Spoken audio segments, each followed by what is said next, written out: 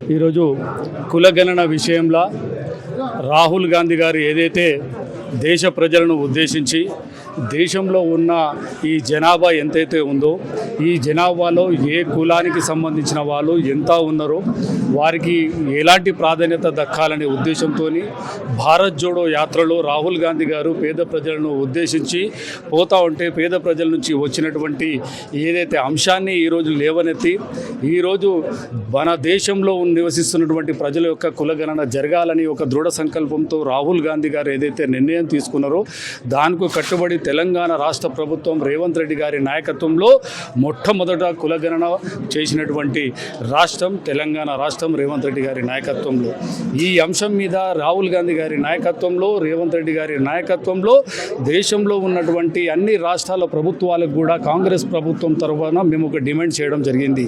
ఈ కులగణన అనేది ఒక తెలంగాణ రాష్ట్రంలోనే కాదు దేశవ్యాప్తంగా బీజేపీ పాలనలో ఉన్నటువంటి రాష్ట్రాలు కూడా ప్రభుత్వాలు కూడా ఈ కులగణనకు మద్దతు ఇవ్వాలని మేము ఎన్నో వేదికల మీద వినిపించుకోవడం జరిగింది. ఇప్పటికైనా కేంద్ర ప్రభుత్వం కనువిప్పు చేసి నిన్న కేంద్ర క్యాబినెట్లో కులగణన మీద మేము సానుకూలంగా ఉన్నామని ఒక నిర్ణయం తీసుకోవడం చాలా సంతోషకరం. ఇంతటితోని ఆగకుండా మేము కాంగ్రెస్ ప్రభుత్వం తరఫున కాంగ్రెస్ పార్టీ తరఫున మోదీ ప్రభుత్వాన్ని ఒకటే డిమాండ్ చేస్తూ ఉన్నాం.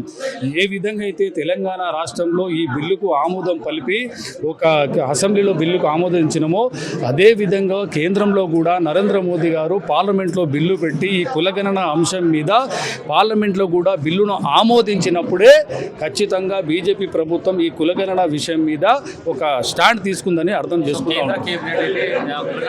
ప్రకటించింది.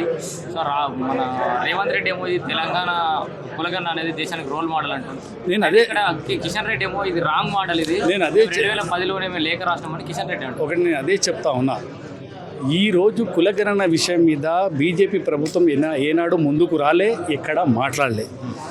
ఈరోజు రాహుల్ గాంధీ గారు ఈ యొక్క భారతదేశంలో ఉన్న ప్రజలను ఉద్దేశించి కులగణన జరగాలి, వాళ్లకు విద్యాపరంగా కానీ రాజకీయ పరంగా కానీ ఉద్యోగపరంగా కానీ అన్ని విషయాలలో సమాన హక్కులు ఉండాలి, కులానికి అనుగుణంగా రిజర్వేషన్లు రావాలి, స్థానిక ఎన్నికల్లో కూడా వాళ్ళకు ప్రాధాన్యత రావాలి, కులానికి సంబంధించిన రిజర్వేషన్ల శాతంకి వాళ్ళకి రావాలనే ఉద్దేశంతో రాహుల్ గాంధీ గారు ఈ విషయాలు లేవనెత్తినప్పుడు మొట్టమొదటగా తెలంగాణ రాష్ట్రంలో భారతదేశంలో ఏ రాష్ట్రం చేయని పని ముఖ్యమంత్రి రేవంత్ రెడ్డి గారు ఒక అడుగు ముందుకేసి కులగణన నిర్వహించినటువంటి రాష్ట్రం తెలంగాణ ప్రభుత్వం, తెలంగాణ కాంగ్రెస్ పార్టీది. ఈరోజు ఈ క్రెడిట్ దక్కుతుంది అంటే ముమ్మాటికి రాహుల్ గాంధీ గారిది, మా తెలంగాణ ముఖ్యమంత్రి రేవంత్ రెడ్డి గారిదని ఎలాంటి ఆచూకీ లేదు.